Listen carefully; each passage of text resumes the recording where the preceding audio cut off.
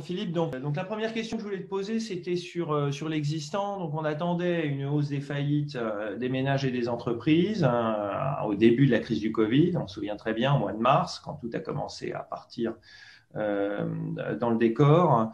Et cette hausse des faillites n'est pas arrivée. Peut-être d'abord, pourquoi est-ce que la hausse des faillites n'est pas arrivée? Et puis, oui, qu'est-ce qui a été fait pour empêcher que ça arrive? Ah oui, c'est pas seulement qu'il n'y a pas eu de hausse, c'est qu'il y a même eu une baisse très forte, moins 36% des faillites d'entreprises à la fin 2020 par rapport à 2019, qui était déjà une année en fait où les faillites étaient plutôt faibles par rapport aux autres années. Et on s'y attendait à une hausse parce que c'est exactement ce qui s'était passé en 2008-2009. Il y avait eu une augmentation des faillites en 2008-2009. Donc, on a eu une baisse, donc c'est un peu le paradoxe. Et par ailleurs, c'est une baisse qu'on voit dans d'autres pays. On le voit dans d'autres pays européens et je pense pour un petit peu les mêmes raisons sur lesquelles on va revenir. Bon, donc ce qui s'est passé, c'est que sur les entreprises, en effet, l'État est intervenu très fortement, à la fois en termes de liquidité, c'est surtout évidemment le PGE, et là la France a fait davantage que les autres pays en pourcentage du PIB. La France, c'est 136 milliards d'euros de PGE qui ont été prolongés et donc en termes de liquidité en tout cas, très clairement, les entreprises n'ont pas été dans la situation où elles étaient par exemple en 2009 avec des contraintes de crédit, etc. Et puis, il y a aussi évidemment l'activité partielle qui a fait qu'elles ont vu leurs coûts baisser pour beaucoup d'entre elles. Le fonds de solidarité, qui maintenant est en fait un élément assez essentiel, en particulier pour les PME, et puis des reports d'échéance. Et par ailleurs, un point important, c'est que dans les tribunaux de commerce, une des raisons, enfin la raison première pour lesquelles les entreprises sont assignées au tribunal de commerce pour non-paiement, c'est l'URSSAF. Et ça, l'URSSAF, donc sur les dettes sociales, sur les charges, n'est plus allé chercher en gros les entreprises. Donc voilà, tout cet ensemble a fait que beaucoup d'entreprises qui auraient dû faire faillite, et on reviendra peut-être là-dessus, n'ont pas fait faillite. Par rapport à d'autres pays, alors en tout cas les pays comparables en Europe, les autres pays ont fait des choses un peu différentes, mais tous ont fait beaucoup d'activités partielles.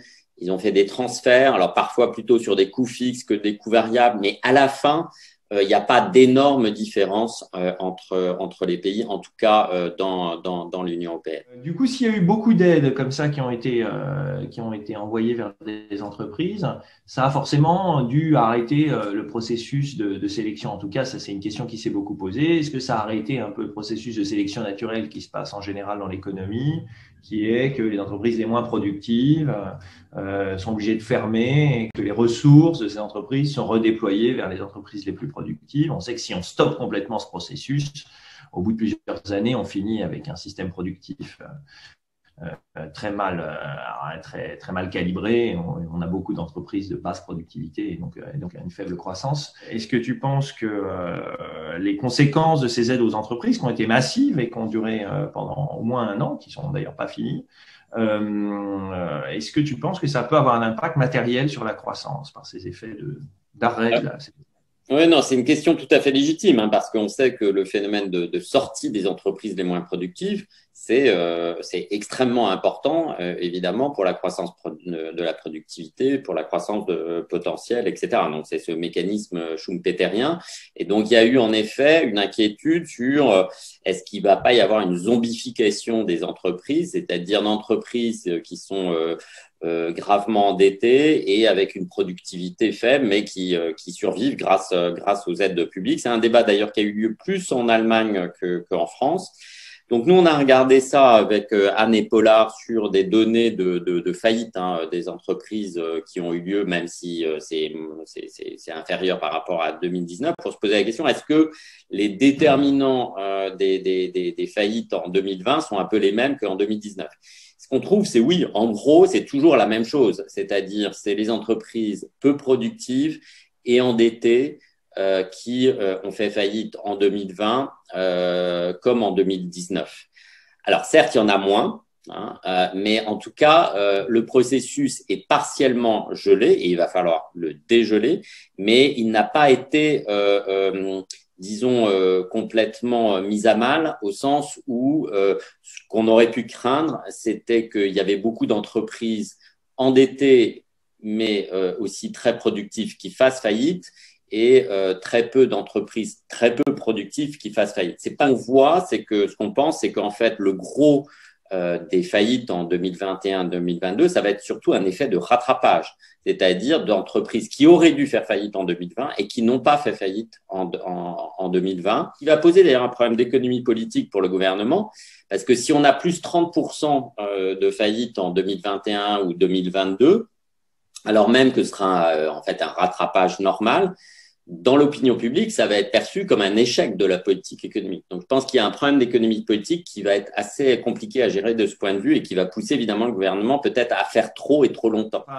Dans ce débranchement des aides, quand on va débrancher ces différentes aides, donc tu crains, comme tu viens de le dire, une hausse des faillites d'entreprises.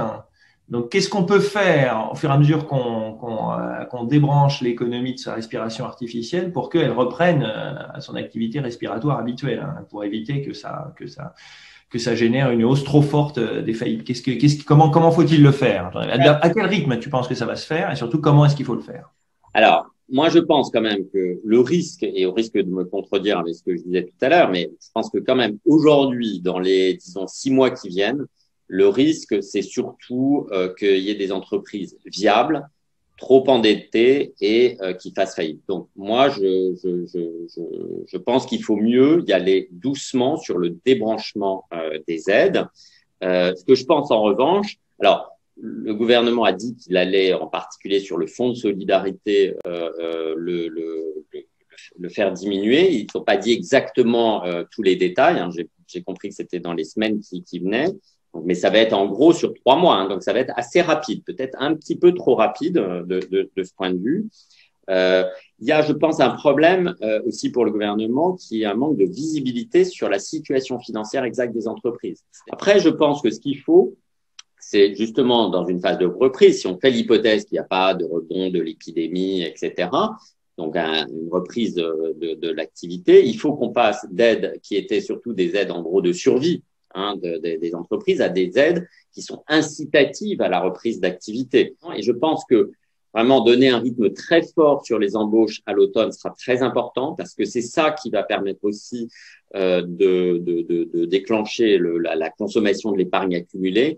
Et donc, c'est comme ça qu'on aura, à mon avis, un cercle vertueux où moins d'inquiétude, disons, sur l'emploi, sur le chômage, permet aux consommateurs de consommer une partie, pas tout, mais une partie de leur épargne accumulée, ce qui fait de la demande et ce qui fait de la croissance et de l'activité. Donc la question, c'est est-ce qu'il n'y a pas aussi dans le volet des solutions, dans le débranchement des aides, des solutions aussi pour essayer de lisser un peu les renégociations de dettes que les entreprises auraient contractées auprès de l'État, notamment à travers le prêt garanti, des prêts garantis par l'État, les fameux 136 milliards dont tu parlais.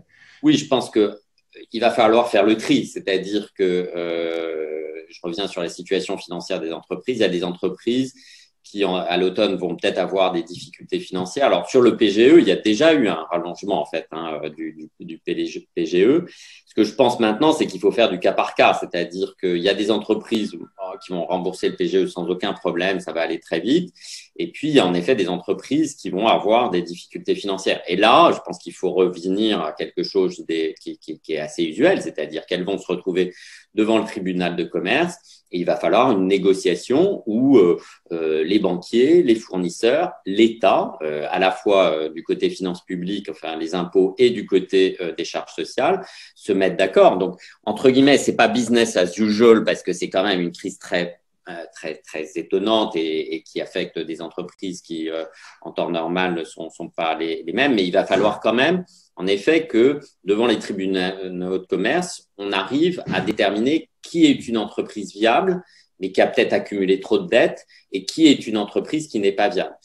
Et donc, j'aurais voulu avoir ton sentiment sur la soutenabilité de la dette de l'État. D'abord, où est-ce qu'on en est par rapport comparé par exemple à la crise de 2009 où il y avait eu un bond très important de l'endettement de l'État, si je me souviens bien, on est passé de 80 à 100% à peu près du PIB. qui est un niveau qui ne s'est pas ensuite érodé, donc on est resté bloqué là. Où est-ce qu'on va monter, où est-ce qu'on est maintenant, où est-ce qu'on va monter en tenant compte des mesures que tu anticipes, de l'accommodement de sortie de crise, etc. Est-ce que ça te semble soutenable sur le long terme ou pas? Quel est le niveau soutenable? Et peut-être même une question sur les marges de manœuvre en un sens, c'est-à-dire que c'est peut-être pas la dernière crise, il y en a une tous les 10 ans, maintenant on commence à voir un pattern, donc ça sera peut-être pas sanitaire ni financier, ça sera encore une autre chose.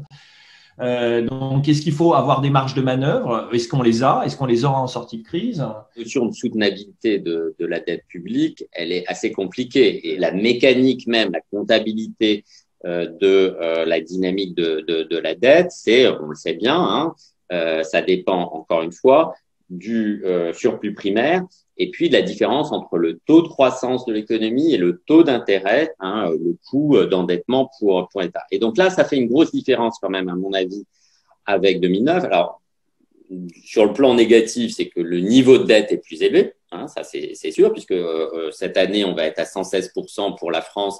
Et de toute façon, il n'est pas possible de diminuer rapidement cette dette dans les années qui viennent.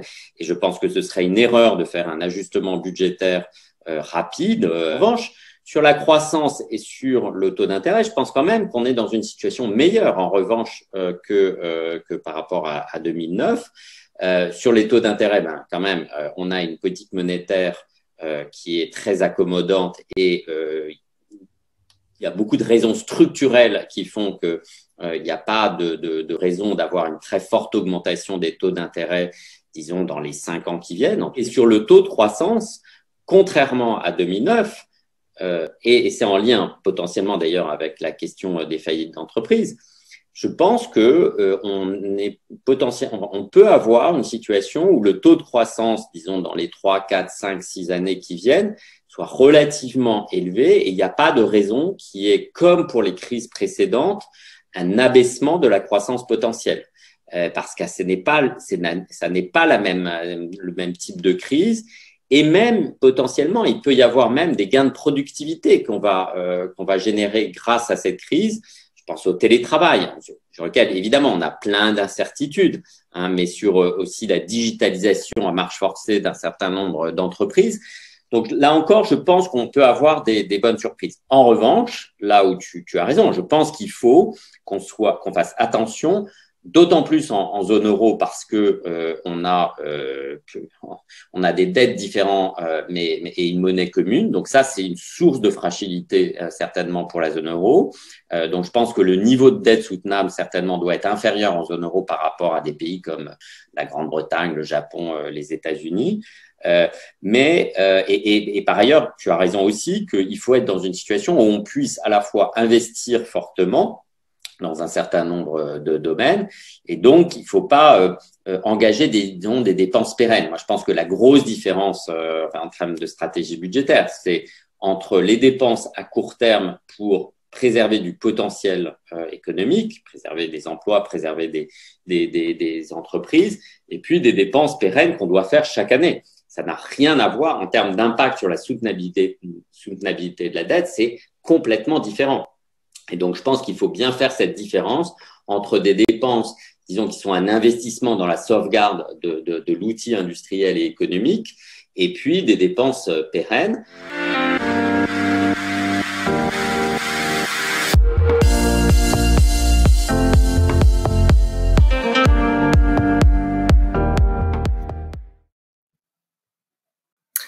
Merci Philippe Martin, président du Conseil d'analyse économique. Merci David Tesmar, membre du Cercle des économistes professeurs au MIT pour cette interview. Je suis Raphaël Legendre, journaliste à l'opinion. J'ai le plaisir de vous accueillir pour cette table ronde consacrée à la relance et comment investir dans une économie surendettée.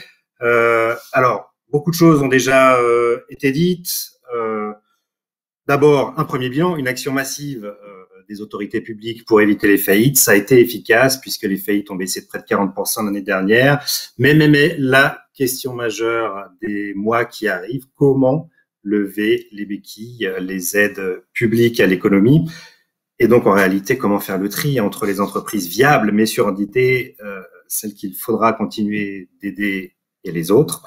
Et puis ce qui pose aussi, évidemment, troisième partie, la question de la soutenabilité de la dette publique. Alors pour répondre à toutes ces questions, j'ai le plaisir de vous présenter nos 4 intervenants, 3 femmes et un homme.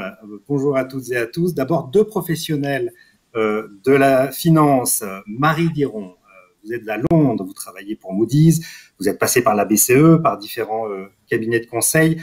Vous travaillez depuis 7 ans chez Moody's où vous supervisez la zone Asie-Pacifique, l'Afrique et le Moyen-Orient et vous coordonnez par ailleurs l'analyse ESG, c'est-à-dire environnementale, sociale et gouvernance de Moody's pour l'ensemble des secteurs. Bonjour Marie Diron. Mirella Agache-Durand, vous avez plus de 23 ans d'expérience dans la gestion d'actifs. Vous avez notamment dirigé la gestion diversifiée et la multigestion d'Odo et compagnie. Vous avez été directrice générale de Tocqueville Finance, puis directrice générale de la Banque Postale Asset Management, avant de prendre l'année dernière la direction de Groupama Asset Management. Mirella Agache-Durand, je note par ailleurs que vous êtes vice-présidente de l'Association française de gestion financière depuis septembre 2020. À vos côtés, 2 universitaires que j'ai le plaisir d'accueillir, Agnès Benassi-Kéré. Agnès, qu'on ne présente plus dans ces réunions du Cercle des économistes. Vous êtes professeure à l'Université Paris 1 Panthéon-Sorbonne, à l'École d'économie de Paris. Vous avez dirigé le CEPI, le Centre d'études prospectives et d'information internationale. Vous avez également présidé le CAE, avant Philippe Martin que nous venons de voir. Aujourd'hui, vous êtes membre d'un nombre considérable de comités. On peut citer le Haut Conseil de la stabilité financière, le Conseil général de la Banque de France, le Conseil des prélèvements obligatoires et bien d'autres. Et puis, vous êtes surtout, depuis l'année dernière, la nouvelle chef économiste de la Direction générale du Trésor à Bercy. Agnès Benassi-Kéré, je note la réédition d'un ouvrage bien connu de tous les étudiants en macroéconomie, politiques économiques, aux éditions de Book. Et enfin, je termine par David Tesmar, qu'on a vu dans l'interview. Bonjour David et bienvenue, avec qui j'ai le plaisir de co-animer cette table ronde. Je l'ai dit, vous êtes professeur de finance au MIT, au prestigieux MIT, membre du Cercle des économistes. David Tesmar, je rappelle votre dernier ouvrage, 10 idées qui coulent la France, coécrit avec votre camarade Augustin Landier, qu'on a pu voir ce matin dans une table ronde précédente. Alors, je rappelle le titre de cette table ronde, la relance, investir dans une économie surendettée. On va parler d'investissement, j'ai donc envie de me tourner vers les investisseurs privés. Avec vous, Mirella Agache-Durand, je rappelle que vous dirigez Groupama Asset Management. Une première question toute simple, d'abord, est-ce qu'elle est véritablement surendettée, cette économie ? Tout dépend du référentiel dans lequel on se situe. Si on reste dans le référentiel d'avant la pandémie du Covid, on a quelques seuils qui décident si c'est une économie surendettée ou pas. On peut citer les critères de Maastricht à 70%, on peut citer le critère de Reinhart-Rogoff à 90%. Et donc, si selon ces métriques-là, vous voulez choisir des économies qui soient pas surendettées, aujourd'hui, vous allez avoir un tout petit peu de mal parce que, à cause de la pandémie, on a vu que pratiquement tous les économies, tous les gouvernements ont appliqué la même recette. Et donc, aujourd'hui, le niveau de dette a globalement augmenté dans tous les pays. Est-ce que pour cela, il faut craindre des problèmes de tension financière sur la dette, c'est-à-dire que les investisseurs vont se détourner de ces dettes et donc les pays n'ont plus accès au financement? C'est pas forcément ce que nous pensons et je pense qu'effectivement dans le monde post-pandémie, on va avoir peut-être une lecture assez différente du niveau d'endettement. On est aujourd'hui dans un nouveau paradigme parce que les gouvernements ont fait des dépenses publiques pour gérer la crise sociale et sanitaire de 2020. Et puis après, ils ont fait des plans de relance et d'investissement. On a vu bien que ces plans d'investissement, notamment qui sont assez uniques en Europe actuellement et qui permettent d'avoir une visibilité de la croissance future pour assez long terme, changent la lecture du niveau de la dette et en parallèle de ces efforts budgétaires faits par les États, nous avons eu une certaine coordination avec les politiques monétaires où les banques centrales à peu près partout ont acheté ces dettes émises par les États. Donc, on n'a pas eu un dérapage des taux d'intérêt des pays qui ont émis de la dette et donc le service de la dette a été contenu, ce qui donne cette nouvel équilibre donne au pays la possibilité de s'asseoir sur un chemin de croissance future beaucoup plus solide et beaucoup plus visible et peut-être pour plus longtemps. Et donc, ce nouveau monde, cette nouvelle paradigme et ce nouvel environnement dans lequel nous, en tant qu'investisseurs, on va relire les critères de soutenabilité de la dette, vont peut-être être assez différents et ce que nous allons considérer comme dette acceptable ou soutenable va plutôt dépendre de trois piliers d'analyse. Le premier, comme toujours et comme ça a été déjà dit dans l'introduction, c'est toujours la rigueur budgétaire, la capacité d'avoir un excédent budgétaire, les facteurs de croissance économique. Mais c'est un facteur, effectivement, qui est important. Au-delà de ça, nous allons regarder l'engagement ou la capacité de coordination avec les politiques monétaires qui peuvent acheter ces dettes et donc garder des niveaux de taux contenus pour ces dettes d'État et donc un niveau de service de la dette qui est contenu. Et puis, en troisième lieu, pour un investisseur, c'est très important de ne pas avoir de doute sur l'identité du payeur. Il faudra une stabilité politique. Et on voit bien que si on regarde dans le monde d'avant, déjà, des économies très endettées par rapport aux normes classiques, comme le Japon, ont été capables de soutenir des niveaux de dette très élevés sans avoir des tensions sur les taux de leur dette, parce qu'ils ont répondu sur ces piliers-là aux attentes des investisseurs. Donc, dans le monde de demain, il nous semble que la lecture de ce qui est un niveau de dette soutenable et quelle est l'acceptabilité du niveau de dette va être beaucoup plus dépendante d'un consensus politique et de la lecture de la croissance potentielle qui peut être engendrée par tous ces plans d'investissement. Et un autre facteur que je pense qu'il faut en tant qu'investisseur garder en tête dans l'analyse, c'est le fait que ces plans d'investissement et ces recettes sont appliquées à peu près de façon synchrone partout dans les pays développés vont probablement amener de l'inflation dans les économies un peu plus tôt et peut-être un peu plus fort que les marchés l'anticipent aujourd'hui. Et donc, ça peut engendrer aussi un peu plus tôt et un peu plus fort une hausse des taux. Donc, on va être dans cet équilibre à évaluer quand on investit dans ces économies. Un véritable risque. Merci beaucoup, Mirella Agache-Durand. Je me tourne vers vous, Marie Diron. Votre métier chez Moody's, c'est finalement de donner le thermomètre du risque. On en a déjà soulevé un avec ce risque d'inflation qu'on voit venir aux États-Unis, en tout cas.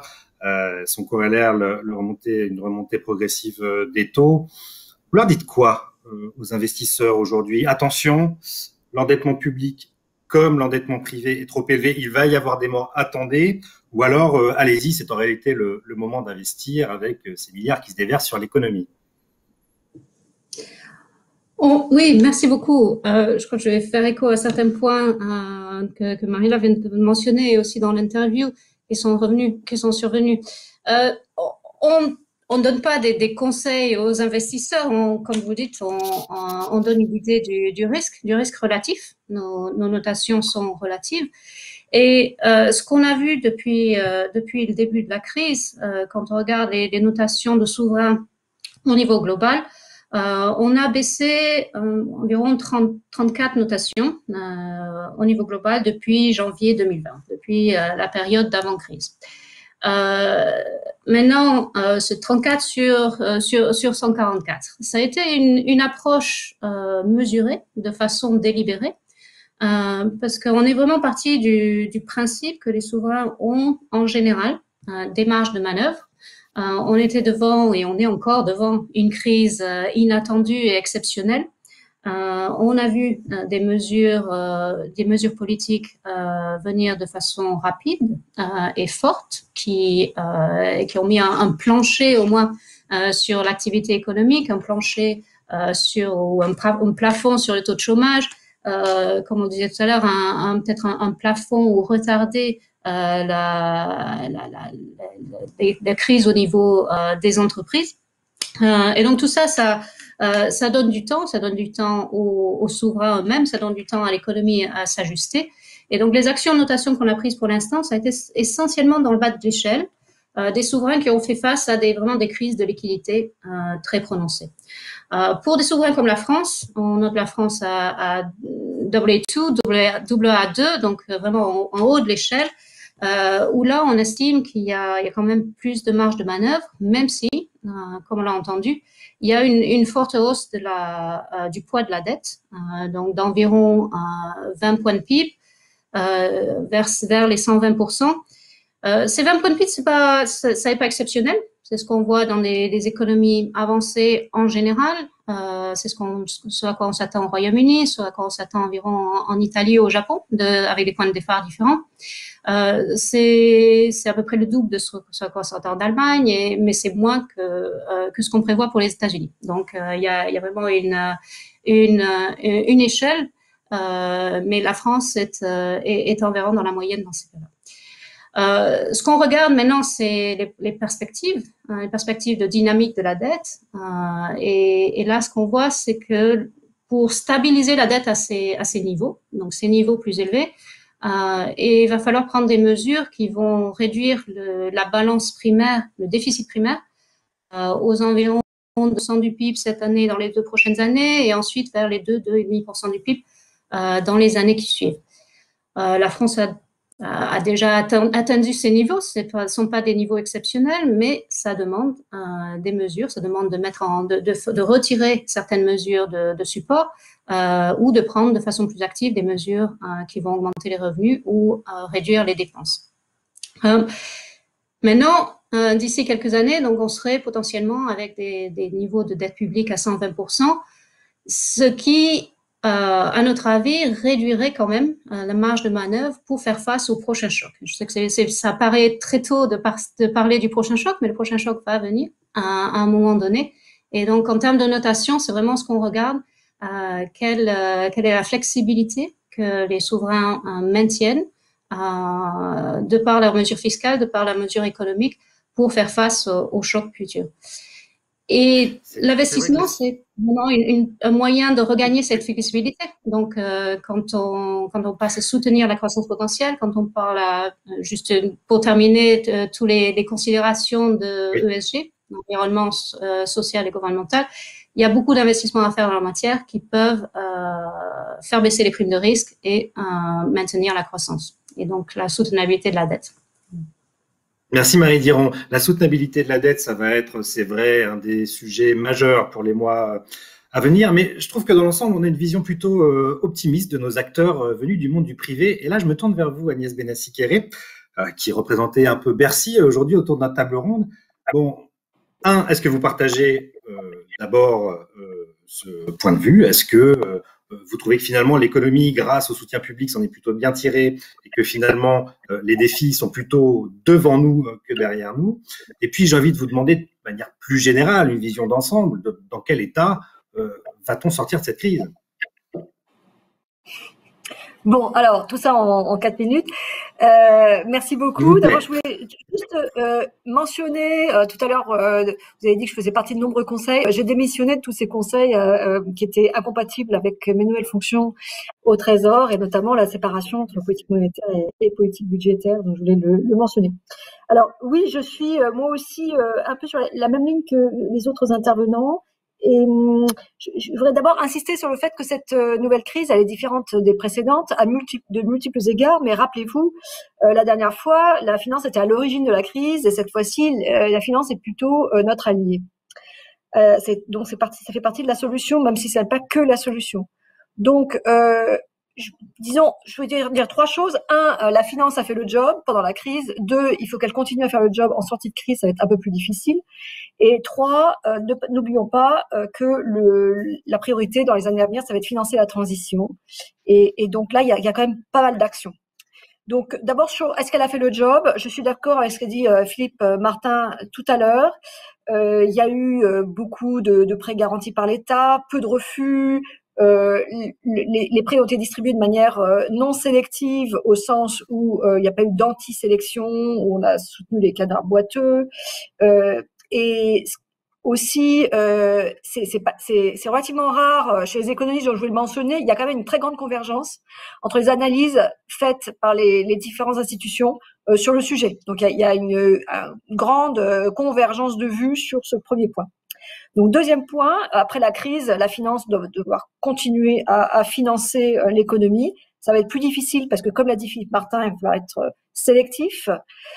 L'État va continuer à accompagner avec les prêts participatifs, mais enfin, les banques doivent faire cette opération de sélection. L'État ne va pas la faire à leur place. Il faut également des investissements en fonds propres, pas seulement des quasi-fonds propres, mais aussi des vrais fonds propres. Et le problème ne va pas être non plus immense. Hein. On estime que la vague d'entreprises en difficulté va augmenter, pourrait augmenter de l'ordre de 80% par rapport à une année normale. Donc c'est beaucoup, mais c'est du même ordre que pour le coup de la crise précédente. Et le baromètre Rexecode BPI qui vient de sortir dit que environ 5% des PME TPE ont peur de ne pas pouvoir rembourser leur PGE. Alors, troisième point, et je voudrais quand même aussi insister là-dessus, parce que je pense qu'il faut vraiment se tourner vers l'avenir pour trouver les solutions au présent. Et dans notre malheur, on a quand même un bonheur qui sont que les taux d'intérêt sont très bas et qu'il y a un énorme dynamisme sur le marché de la finance durable. Bon, la France a été relativement pionnière dans le domaine puisque dès 2017 avait émis la première OAT verte, donc il y a un encours de 27 milliards, va remettre en 2021. Néanmoins, toute cette effervescence sur la finance durable doit être encadrée.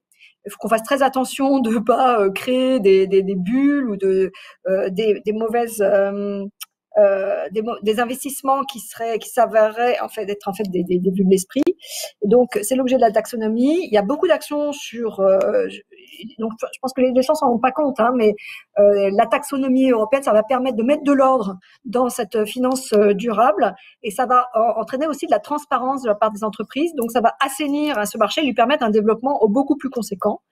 Donc le rôle de l'État dans tout ça, c'est de nouveau un rôle de régulateur. Ça a été quand même, après la précédente crise, il y a eu un mouvement de re-régulation de la finance.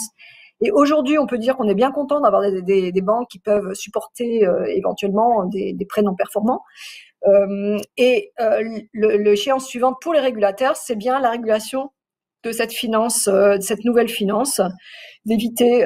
Et par ailleurs, on le voit dans la crise, le rôle de l'État, c'est une sorte de rôle de réassurance qu'il joue pour le PGE, qu'il joue pour les prêts participatifs.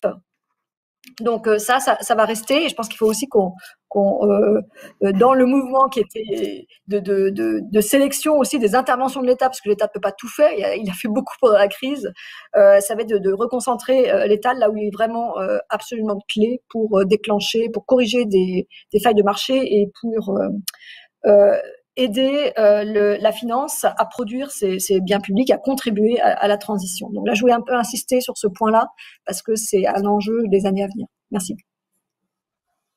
Merci Agnès Benassi-Kéré. Alors, l'État qui va garder un rôle prédominant, notamment par ses garanties, un rôle prédominant au centre de l'économie. Ça vous donne des surfrades à l'économiste plutôt libéral que vous êtes, David Tesmar, si vous souhaitez un peu compléter les propos qui ont été donnés jusqu'à présent. Je suis pas un économiste libéral, je suis un économiste scientifique. Mais dans les questions de dette d'État, c'est vrai que c'est très difficile de faire de la science. Moi,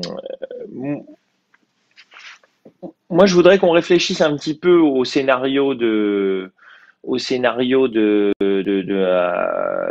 difficultés qu'il pourrait y avoir sur les dettes publiques. Ils existent. une des interlocutrices avait parlé de remontée de l'inflation potentiellement plus importante que ce que le marché anticipe, etc. Pour l'instant, c'est vrai que le marché n'anticipe pas beaucoup d'inflation. Mais les banques centrales, pour l'instant, achètent la dette publique. C'est ce qu'elles ont fait aussi au Japon pendant très longtemps. Ça a maintenu des taux à un niveau très bas. Si l'inflation remonte et qu'elle remonte à un rythme soutenu, ce qui est difficile de savoir. On a les chiffres venant des États-Unis sont un petit peu effrayants, avec des hausses d'inflation entre 4 et 6%, suivant qu'on regarde l'inflation des biens à la consommation ou alors des prix de production. C'est juste un mois. Ça, 4 ou 6%, c'est pas la fin du monde si ça arrive un mois, ou même si ça arrive 6 mois d'ailleurs, mais c'est difficile de savoir. Ça va être difficile de savoir pendant quelques temps si on n'est pas dans un nouveau régime, si on est dans un nouveau régime ou pas. Si c'est le cas, les banques centrales se sentiront obligées de remonter les taux.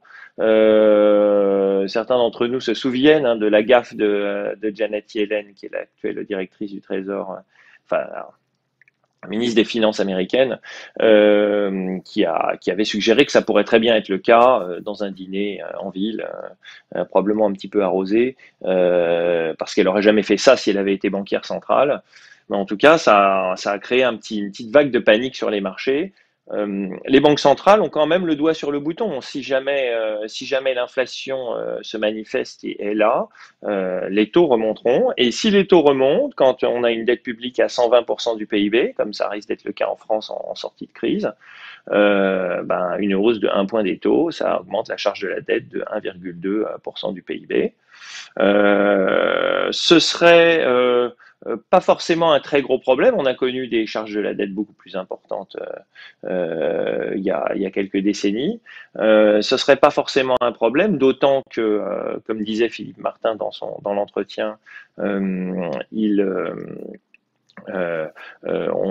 grande partie des mesures de soutien sont des mesures temporaires, donc elles sont débranchées, donc elles n'ont pas vocation à être pérennes. Donc ça va soulager les déficits publics. Mais on a quand même le sentiment qu'en France, il y a une très grande difficulté à maîtriser sur le moyen terme les dépenses publiques. La valeur de la dette, c'est la somme de deux choses, la valeur actualisée des excédents primaires et puis un élément de bulle qui fait que les gens acceptent la dette comme si c'était de la monnaie. La part somme actualisée des excédents primaires, qui est en gros ce que les gens s'attendent à effectivement être remboursés par l'État, c'est très très faible, je pense, dans les circonstances actuelles. C'est faible pour plusieurs raisons, parce qu'il y a une grosse pression à la dépense publique en France, et aussi parce que la pression fiscale est déjà très très importante en France. Donc voilà un pays, c'est probablement pas le cas de tous les pays, mais c'est un pays où il y a peu de marge de manœuvre en termes d'augmentation de la pression fiscale.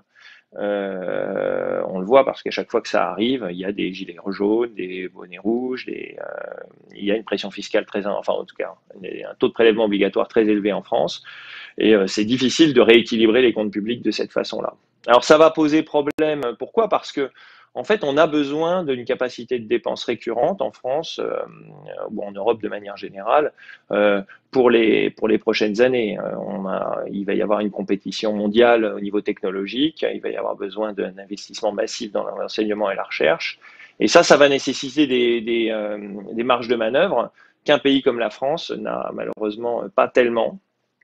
Et c'est ça qui, moi, me semble plus inquiétant. Pour conclure, peut-être que ce que je dirais, c'est que il n'est pas nécessaire que l'État finance l'intégralité de l'ardoise à chaque fois qu'il y a une crise. Les investisseurs privés sont là pour ça. On comprend bien que chaque crise n'est jamais arrivée avant et que c'est une surprise énorme et qu'il faut que l'État intervienne, sinon ça va être la catastrophe. Mais 2008, c'était, disons, la première très très très grosse méga crise mondiale. Donc là, on intervient, depuis 1929. Donc là, on intervient massivement. La dette privée se transforme en dette publique. L'État prend à sa charge la dette des agents privés. Première fois. Deuxième fois, c'est la pandémie. À nouveau, crise inattendue. L'État prend à sa charge la dette privée. À chaque fois, on augmente de 20 points de PIB. il y a un moment où l'État va devoir dire en partie aux acteurs privés, ce qu'il aurait pu dire d'ailleurs pendant la crise du Covid, si les entreprises font faillite, les banques sont bien capitalisées, elles peuvent encaisser une partie de ces prêts, au besoin l'État sera présent pour recapitaliser les banques, mais ça aurait été assez possible, et d'ailleurs c'était des résultats assez positifs de la réglementation bancaire qui avait suivi la crise de 2008, qui est que les banques étaient très bien capitalisées et en mesure d'encaisser des pertes sur les prêts faits aux petites et moyennes entreprises, dans les simulations que moi j'avais fait dans un travail. Donc, ouais.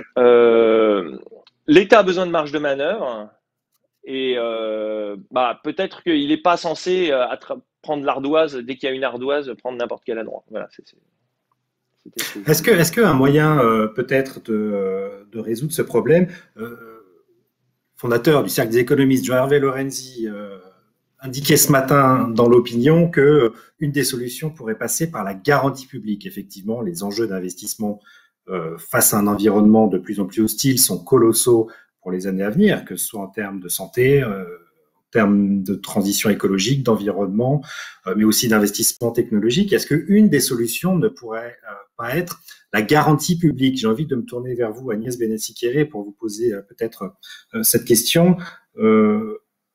Avec bientôt 3 000 milliards de dettes, effectivement, les marges de manœuvre de la France sont assez limitées. On le sait, un des pays les plus taxés au monde, le niveau de dépenses publiques le plus élevé au monde. Donc, est-ce que cette aide au financement, cette articulation entre le financement privé et public pourrait passer par une augmentation des garanties publiques? Bon, alors, je suis d'accord avec ce qu'a dit David Tesmar. Il n'est pas question que le gouvernement absorbe toutes les pertes. Et je dirais ça vaut aussi pour l'intérêt des finances publiques, puisqu'on sait qu'il y a plusieurs enveloppes. Il y a l'État, il y a les collectivités territoriales, et il n'y a pas de raison nécessairement que l'État prenne tout le risque à sa charge par rapport aux collectivités territoriales, et les collectivités territoriales par rapport, et l'État d'ailleurs par rapport aux entreprises. Et la finance, le rôle de la finance, c'est aussi de gérer le risque. Donc, donc pour répondre à la question directement, augmenter les garanties publiques, ça peut se justifier pour des risques tout à fait particuliers qui sont à très très long terme, ou qui sont particulièrement importants, donc difficiles à financer avec seulement le secteur privé. Il est important que le secteur privé soit là, néanmoins, parce que c'est quand même un garde-fou par rapport aux investissements. Et là, je voudrais faire une petite parenthèse, l'investissement public en France est très élevé par rapport à d'autres pays. Donc, c'est pas parce qu'une dépense est de l'investissement qu'elle est nécessairement bonne. Il faut garder son rendement social, bien évidemment.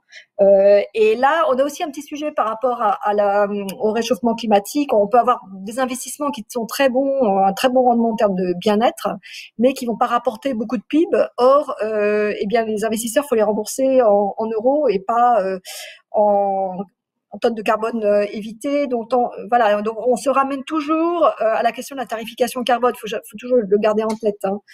C'est ça le point d'ancrage. Voilà, les garanties publiques, il y en a beaucoup qui ont été accordées pendant la crise. Ça augmente aussi la sensibilité de la dette publique par rapport à l'activité. Et d'ailleurs, ça, c'est un point qui est vraiment important à avoir en tête. C'est-à-dire que quand les taux d'intérêt sont nuls, le timing de l'ajustement budgétaire est pas très important. C'est-à-dire qu'à partir du moment où la gouvernance est en place et crédible, bon, ce qui évidemment, il faut travailler là-dessus, mais dès qu'elle est d'un an, l'ajustement budgétaire parce que il y a des surprises négatives sur l'économie, c'est pas forcément une bonne chose du point de vue des finances publiques, du strict point de vue des finances publiques. Pourquoi? Parce qu'un ajustement trop rapide, bon, non seulement on l'a vu par le passé que ça peut avoir des effets contre-productifs, mais aussi si ça déclenche, disons, une nouvelle chute de l'activité, ça peut déclencher ces risques hors bilan. Et donc, finalement, alourdir la dette publique. Donc, c'est pour ça que la meilleure stratégie, c'est quand même, et là, je suis vraiment d'accord sur le fait qu'il faut préparer les crises suivantes, mais ça va être un effort pluriannuel. Et donc, tout l'enjeu, c'est d'arriver à enclencher cet effort pluriannuel et qui soit à la fois progressif, mais suivi dans le temps, et en dépit, évidemment, des alternances politiques. Ça c'est le gros enjeu de la gouvernance des finances publiques. Oui, Pour investir aussi, il va falloir des entreprises en forme, des entreprises qui ont des fonds propres plus importants que ce qu'ils ne sont aujourd'hui. La dette nette des entreprises, c'est-à-dire leur dette brute moins la trésorerie, les prêts garantis par l'État notamment, a dépassé pour la première fois les 1000 milliards d'euros l'année dernière. Et j'ai envie de me tourner vers vous, Mirella Gage-Durand, du côté des investisseurs institutionnels. Vous représentez les assureurs, les asset managers, pour nourrir la reprise économique qui arrive. Et éviter que les entreprises qui étaient en forme avant la crise ne fassent faillite. Le gouvernement a mis en place 137 milliards de PGE depuis un peu plus d'un an. Et maintenant, depuis le début du mois de mai, les entreprises peuvent aussi avoir recours à ce qui s'appelle des prêts participatifs, qui sont des quasi-fonds propres, c'est-à-dire des emprunts sur long terme qui ne seront remboursés qu'au bout de 4 ans et dont le remboursement sera étalé sur 8 ans, ce qui leur permet d'investir pour préparer l'avenir. Vous, les assureurs, êtes ceux qui doivent financer et qui vont mettre sur place un fonds de 20 milliards d'euros pour financer ces prêts participatifs. Comment ça se passe? Est-ce qu'il y a une appétence pour les entreprises et comment vous sentez les besoins des entreprises dans cette sortie de crise? C'est très clairement une mesure qui va aider beaucoup d'entreprises à retrouver une stabilité financière et une capacité d'investissement. Donc, de ce point de vue-là, le dispositif est utile. Maintenant, il faudra voir parmi les entreprises, parce que, encore une fois, on a dit, ces prêts participatifs, il y a une garantie qui est faite par l'État, je crois, au niveau de 30%, pour que, en mutualisant l'ensemble des entreprises qui sont essentiellement données à des toutes petites entreprises, hein, c'est celles qui n'ont pas accès au marché des capitaux en direct.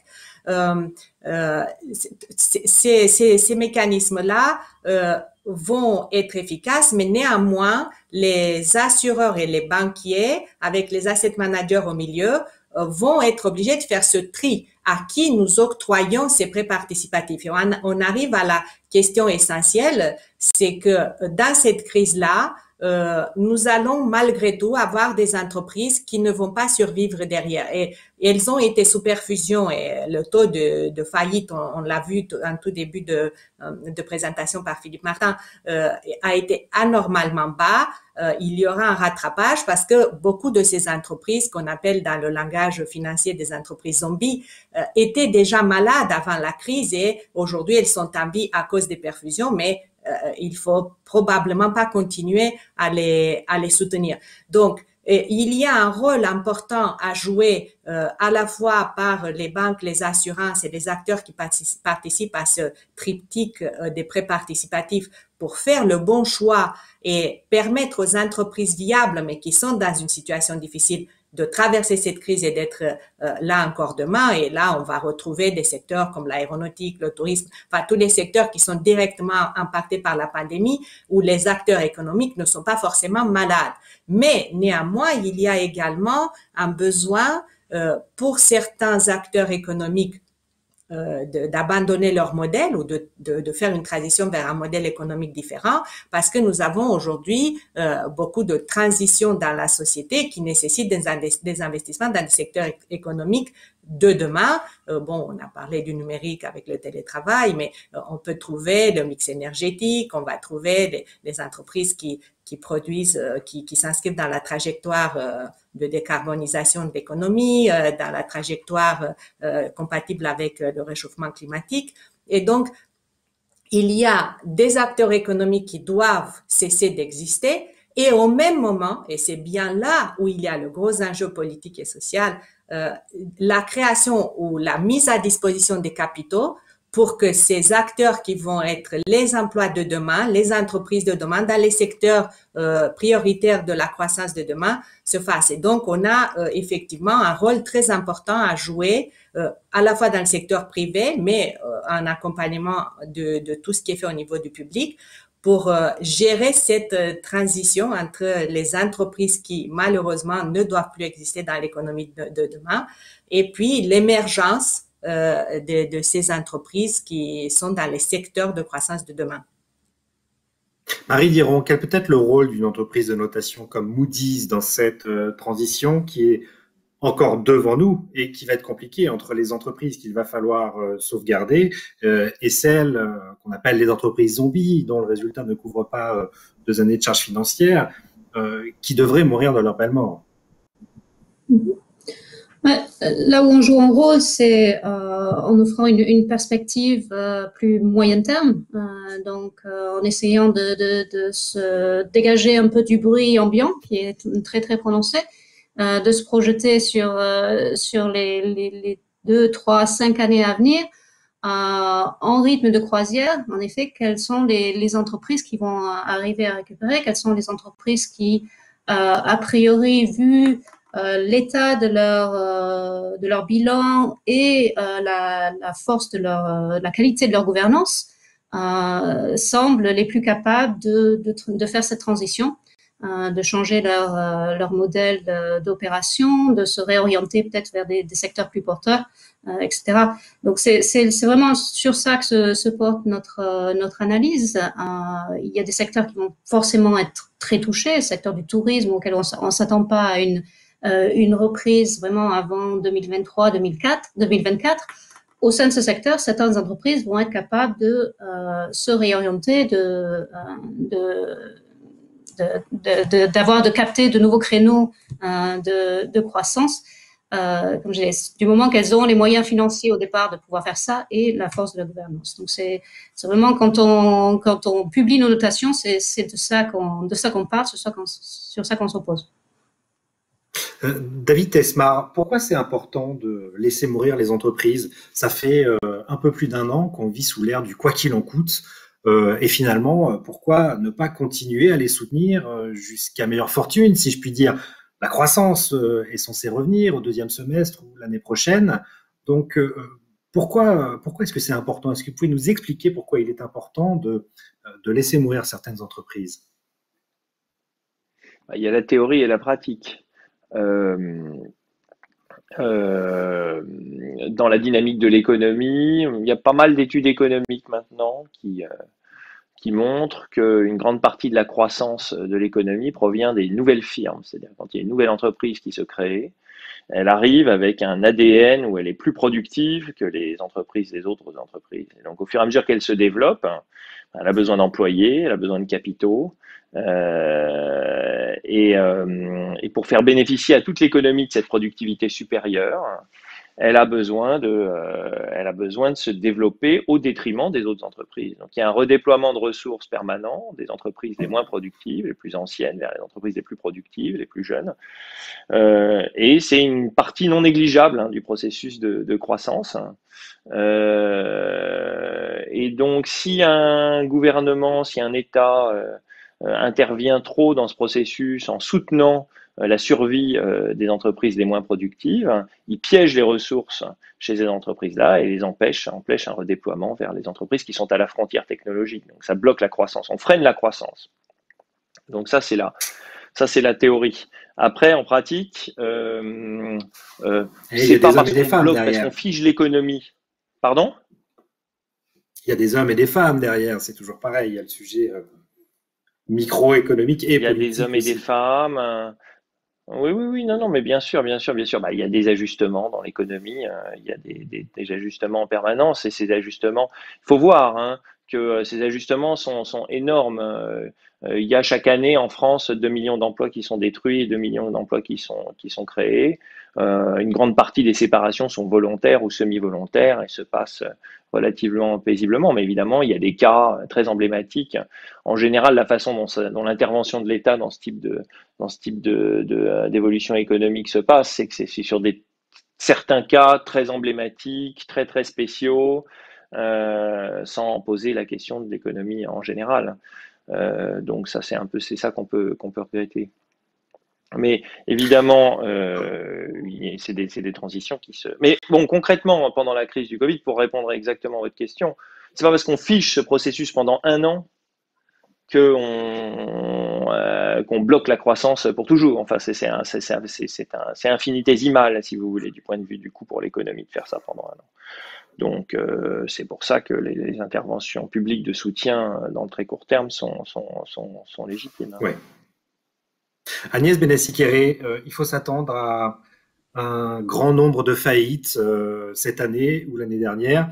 Philippe Martin l'a indiqué en début de cette session, le nombre de faillites, paradoxalement, a chuté de près de 40% l'année dernière, du fait des aides publiques, du fait des nombres de mises en liquidation, de défaillances bien moins importants, parce que les donneurs d'ordre, ceux qui amènent souvent les entreprises devant le tribunal de commerce, et notamment l'URSSAF, ont un petit peu levé le pied. Au moment où on rentre vers la sortie des aides, vers une forme de normalisation progressive du fonctionnement de l'économie, est-ce que ça veut dire qu'on va rattraper toutes les entreprises qui n'ont pas fait faillite l'année dernière? Est-ce que ça veut dire qu'elles vont revenir cette année ou l'année prochaine? Est-ce qu'on doit s'attendre à un boom des faillites?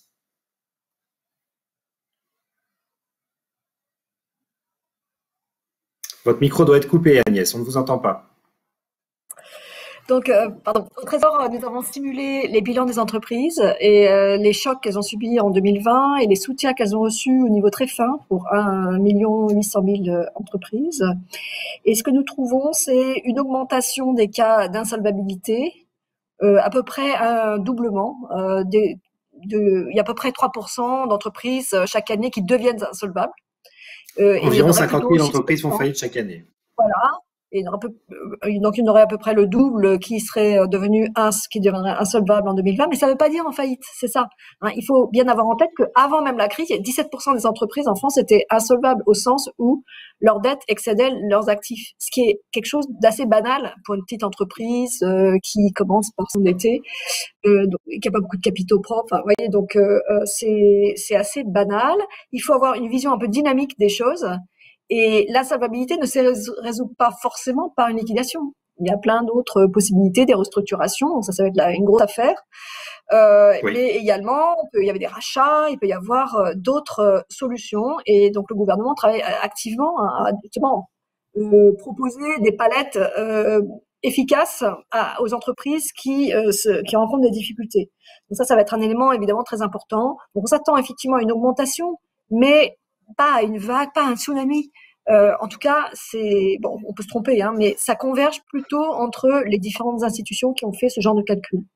Alors maintenant, ça n'empêche pas qu'il y a un sujet derrière qui est très important, qui est le sujet de la productivité, l'impact de cette crise sur la productivité. On a vu que Philippe Martin était extrêmement optimiste par rapport à la numérisation. Bon, à court terme, la numérisation, c'est aussi des emplois en moins parfois, hein, donc il y a quand même un certain temps avant que ça se traduise par une élévation du PIB potentiel. Je pense qu'un sujet qui va être très important, c'est ce que disait David à l'instant sur la sélection des entreprises. Donc, on sait que effectivement, les entreprises qui, en général, disparaissent du marché, elles sont moins productives. Donc, ça a un effet régénérateur qui est bien connu, qui est très actif en France, contrairement à ce qu'on pourrait penser, hein, qui est tout à fait présent, qui explique une partie importante de la croissance passée en France. Ce qu'on a montré aussi, c'est que avec cette crise, c'est moins efficace. C'est-à-dire qu'on a un nombre anormal d'entreprises qui sont en risque d'insolvabilité et qui sont relativement productives. Donc, il faut faire un petit peu attention avec cet argument. Et derrière ça, il y a le sujet qui a été mentionné, je crois que c'est par Marie, sur les réallocations. Et donc là, il y a plusieurs dimensions. Il y a les dimensions entre secteurs, donc ça c'est évident, hein, des secteurs qui vont être à la peine pendant plusieurs années, si ce n'est de manière permanente, vers d'autres secteurs. Oui. Mais il y a aussi, et surtout, à l'intérieur des secteurs, il y a une énorme hétérogénéité. C'est ça qui rend l'action du gouvernement si compliquée, parce que même si vous prenez salle de sport, par exemple, salle de sport qui est quand même un secteur qui est extrêmement affecté par la crise, et ben en fait, si vous regardez dans le détail, il y a d'énormes hétérogénéités dans la proportion des coûts fixes, etc. Donc c'est pas facile d'avoir une solution toute faite pour tout le monde. Et donc la complexité des aides, ça s'explique aussi comme ça. Maintenant, en sortie de crise, il va falloir aussi donc faire des réallocations à l'intérieur des secteurs. C'est vrai, par exemple, entre commerce physique, commerce en ligne, il peut y avoir des réallocations qui sont pas forcément toujours défavorables pour l'emploi d'ailleurs, hein, mais voilà. Et également par rapport au type d'équipement touristique, par exemple, si vous pensez qu'il y aura plus de tourisme local, moins de tourisme lointain, bon bah c'est pas les mêmes équipements, donc il faut voilà s'adapter. Également géographique. Alors là, on a une chance aussi dans notre malheur, c'est que si on regarde au niveau fin les bassins d'emploi, les zones d'emploi les plus affectées par la crise ne sont pas traditionnellement les zones d'emploi déprimées en France. Donc, en fait, la crise touche des zones qui étaient relativement dynamiques. Paris, la Côte d'Azur, les Alpes, etc. Donc ça, c'est, bon, un petit peu rassurant au sens où on se dit, bon, c'est pas toujours les mêmes qui vont souffrir. On peut avoir d'autres entreprises qui se créent et qui viennent absorber. Alors, je voulais dire d'ailleurs, au propos de se créer, regardez les statistiques de création d'emplois, de création d'entreprises de l'INSEE. Donc, le taux de création d'emplois sont très bonnes. Le taux de création d'emplois aujourd'hui est plus élevé que de création d'entreprises, pardon, aujourd'hui, et pas seulement des auto-entrepreneurs. Là, je parle des entreprises classiques, est plus élevé qu'en 2019 à la même époque. Donc, je parle pas de 2020, hein, je parle de 2019. Donc, il peut y avoir un effet de rattrapage, mais quand même, si on sait qu'en parallèle, il y a moins de faillites, c'est quand même un élément relativement positif et on se dit, bon, ça va peut-être pas être si difficile que enfin, on ne sait pas, hein, prévoir l'avenir, comme par définition, c'est compliqué, mais on a des signes quand même on n'a pas que des signes défavorables, c'est ça que je veux dire. Donc, et l'endettement, bon, il y a effectivement, les entreprises sont endettées, ça peut peser sur leur investissement, mais en termes de dette nette, c'est pas si énorme que ça. Alors évidemment, ça peut être mal réparti. On peut avoir des entreprises qui ont accumulé la trésorerie, puis d'autres qui ont cumulé des dettes. Mais voilà, on a un certain nombre de signaux qui sont pas si négatifs que ça. Bon, un peu d'optimisme ne fait pas de mal, surtout en cette période. On a plusieurs questions de nos internautes, alors assez macro. Vous allez me dire qui veut répondre. Je pense qu'Agnès, vous pourriez y répondre à toutes. Mais par exemple, sur les dettes publiques sont-elles vraiment un problème massif pour les finances publiques face au taux d'intérêt actuel? C'est vrai que la charge de la dette n'a jamais été aussi faible depuis 20 ans, alors qu'elle a été multipliée quasiment par 3. Donc, finalement, la dette publique, est-ce que c'est un problème aujourd'hui? J'aimerais peut-être avoir là-dessus l'avis à la fois du public, ce sera Agnès Benassi-Kéré, mais aussi des investisseurs privés. Marie ou Mirella, souhaitez-vous répondre à cette question? Je peux commencer. Oui, le coût et le poids de la dette en termes de remboursement, avoir un indicateur qu'on regarde de façon très proche. La France le gouvernement français dépense environ 3% de ses revenus pour payer en remboursement de la dette en termes de taux d'intérêt. Donc, si vous ramenez ça à l'échelle d'un ménage, par rapport aux autres pays, parce que dans l'absolu, on ne parle pas vraiment. Par rapport aux autres pays, donc aux autres pays dans la zone euro, c'est assez similaire. Au Japon, c'est forcément encore beaucoup plus bas. Certains pays émergents comme l'Inde ou l'Afrique du Sud dépensent couramment 20% de leurs revenus en remboursement de la dette. Donc, c'est vraiment une échelle complètement différente. Donc de ce point de vue-là, oui, en effet, on n'est pas au bord du gouffre. Ce dont on parlait tout à l'heure, c'est plus en termes de dynamique, donc de l'évolution de ce coût de la dette. En effet, si l'inflation se met à redémarrer, surtout si c'est de l'inflation qui vient d'un choc d'offres plutôt que d'un choc de demande, il y a de la bonne inflation et de la mauvaise inflation, hein. Donc c'est là que ça devrait commencer ça pourrait commencer à empiéter sur encore une fois les marges de manœuvre. Finalement, c'est à ça qu'on revient encore, les marges de manœuvre du gouvernement. Une fois qu'on met en état les dépenses du gouvernement, il y a des aspects assez rigides et le remboursement de la dette c'en est un. Il y a d'autres aspects rigides qui sont des salaires publics ou des dépenses sociales. Et donc, c'est quand on ajoute tout ça qu'on se rend compte des marges de manœuvre qui restent. Mirella Agache-Durand, on en a parlé, vous en avez un peu parlé au début de cette table ronde.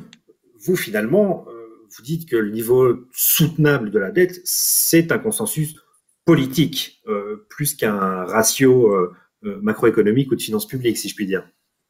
Oui, je me suis exprimée déjà au début là-dessus et c'est notre vue, c'est que aujourd'hui les investisseurs ne vont pas regarder 70 ou 90 ou même 100 ou 110, ça va être apprécié dans un contexte global, ne serait-ce que par cet aspect de relatif, c'est-à-dire qu'aujourd'hui tous les pays sont endettés et ce qu'il faut regarder, c'est la dynamique de ces dettes plutôt que le niveau absolu. Ce qui comptera le plus, c'est quels sont les taux de croissance que ces dépenses réalisées par les gouvernements, à la fois dans le soutien accordé pour que les entreprises viables ne fassent pas faillite, ou dans l'investissement dans les entreprises de demain qui vont créer la croissance et les emplois de demain.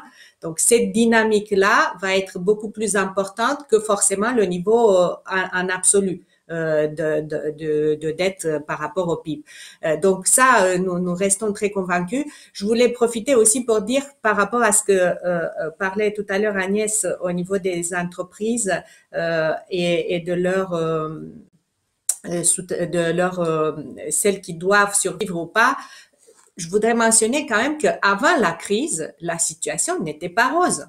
On oublie que on avait déjà un problème de compétitivité dans les entreprises. On avait déjà des problèmes sur tout un tas de secteurs économiques où on savait que les capacités sont obsolètes, qu'il n'y a pas assez d'investissement.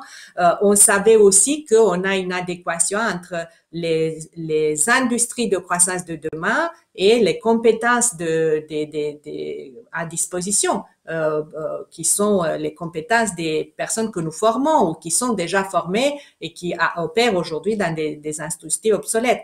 Et donc, oui, l'avenir ne s'écrit pas facilement, mais le passé n'était pas non plus génial et ce qui arrive aujourd'hui, c'est peut-être une opportunité pour redessiner tout un tas de chaînes de valeur économique et donc redessiner également la formation professionnelle, les mutations des compétences entre des industries et arriver à inscrire la croissance de demain sur un chemin beaucoup plus long terme et beaucoup plus durable. Et il me semble déjà que lorsqu'on met en place des plans de relance pluriannuels, on donne déjà une visibilité et un gage au secteur dans lesquels les investisseurs peuvent mettre des capitaux au travail, peuvent décider de rouvrir des usines. Je ne sais pas, l'autre jour, il y avait dans les Échos une carte de l'Europe où tout simplement on montrait que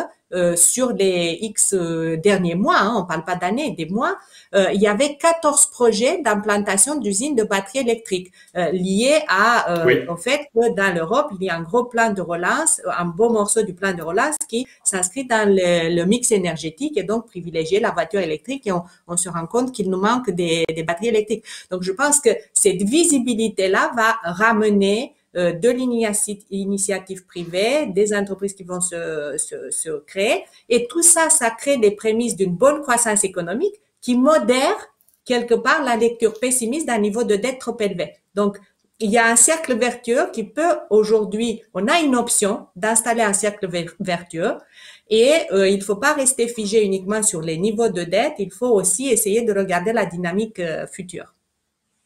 Ne surtout pas gâcher une bonne crise, disait Winston Churchill déjà à l'époque. Effectivement, chaque crise est une opportunité. Agnès Benassi-Kéré, je reviens vers vous pour parler d'un sujet que vous connaissez bien et qui est une question que l'on retrouve très régulièrement et qui nous est à nouveau posée par les internautes. Est-il envisageable d'annuler une partie des dettes publiques accumulées à cause de la crise du Covid et notamment ces dettes publiques rachetées par la Banque centrale? Vous connaissez le sujet par cœur. Dites-nous ce que vous en pensez. Bon, alors, je vais peut-être faire un petit détour avant de répondre à votre question. Et dire d'abord que je suis très d'accord avec ce que vient de dire Milena. Je pense que, et ça a été vraiment ce qui nous a guidés dans la confection du plan de relance, en se disant finalement la France est rentrée dans cette crise avec des faiblesses, avec aussi des forces. Il faut quand même se rappeler que le taux de chômage était en train de diminuer, qu'un certain nombre de réformes importantes avaient été passées, et que voilà. Mais il y avait des faiblesses, le déficit extérieur, les parts de marché, la faiblesse en termes d'innovation, de compétences, de difficultés de recrutement des entreprises. Donc ça, on les a toujours à l'esprit. Et c'est pour ça que ce plan de relance, il est très orienté sur l'investissement, l'offre, les compétences, capital humain, capital physique et l'innovation. Donc ça, c'est vraiment important à avoir en tête. Maintenant, et donc c'est à distinguer complètement de la question du déficit permanent. Et donc on sait avec le niveau de dette qu'on va atteindre, il faut que le déficit soit inférieur. Le déficit qui stabilise la dette, il est un peu supérieur à 3%, et ce serait mieux de se mettre en dessous pour pouvoir réduire progressivement le ratio d'endettement. Et de ce point de vue, c'est pas tant le taux d'intérêt qui est important, c'est la différence entre le taux d'intérêt et le taux de croissance. Et comme l'a dit Marie tout à l'heure, le risque, c'est que les deux divergent, c'est-à-dire qu'on a des chocs d'offres, et quand il y a des chocs d'offres, ben, l'inflation peut monter, ça fait monter le taux d'intérêt, et si la croissance ne suit pas, c'est là qu'on a un énorme problème. Mais en général, les pays avancés sont surtout soumis à des chocs de demande, donc ce qui peut être un tout petit peu rassurant. Et donc là, je reviens à votre question, c'est que on sait que pendant cette crise, les banques centrales et la BCE en particulier, enfin en tout cas c'est la Banque de France, pour ce qui est de la France, les gens ne le savent pas, hein, mais d'ailleurs c'est important. C'est la Banque de France qui achète pour le compte de l'eurosystème. Mais ça reste quand même le risque reste dans les comptes de la Banque de France en grande partie. Donc la Banque de France achète cette dette publique. Pour moi, c'est vraiment rassurant de savoir que c'est un acteur public, puisque la Banque de France est 100% publique, qui détient cette dette. Pourquoi? Parce que la Banque de France agira de manière raisonnable. L'eurosystème va agir de manière raisonnable par rapport à des objectifs qui sont l'intérêt général et non pas par des objectifs d'intérêt privé. Et donc, ce débat sur l'annulation de la dette me paraît absolument antagoniste par rapport à cette forme d'assurance qu'on a eue grâce aux banques centrales. Pourquoi vouloir annuler justement la dette qui est détenue par les banques centrales? Bon, outre que comptablement, ça ne sert absolument à rien, mais pourquoi vouloir annuler cette dette et laisser intacte celle qui est dans les mains du secteur privé, sachant qu'on ne maîtrise rien là pour le coup. Ce sont des acteurs privés qui sont éventuellement extérieurs, en grande partie extérieurs à la zone euro. Et donc, ça nous met à risque maximum. Or, la dette qui est dans l'eurosystème, donc il faut le rappeler que la Banque de France est 100% publique. Donc, si la Banque de France fait une perte en annulant notre dette, ben, finalement, ça nous revient comme un boomerang parce que la Banque de France nous appartient. Donc, finalement, c'est… Et reverse chaque année, il faut l'expliquer aussi en dividende, ce qu'elle tire en intérêt de la dette, elle le reverse en dividende chaque année à l'État. C'est donc une dette qui ne coûte rien. C'est ça. C'est ça. Ouais. Je vous dois 100 €, vous me devez 100 €, on annule nos dettes réciproques. C'est très sympathique, mais on n'est plus riche ni l'un ni l'autre. Merci beaucoup. Merci Agnès. David Tesmar, je me tourne vers vous et ce sera… la dernière question de cette table ronde autour de la relance de la finance et du surendettement. Encore une question des internautes qui s'interrogent. Est-ce que cette porosité entre politique monétaire et budgétaire, est-ce que cette porosité est pérenne? Est-ce que c'est durable? Ou est-ce qu'elle devra s'arrêter en sortie de crise?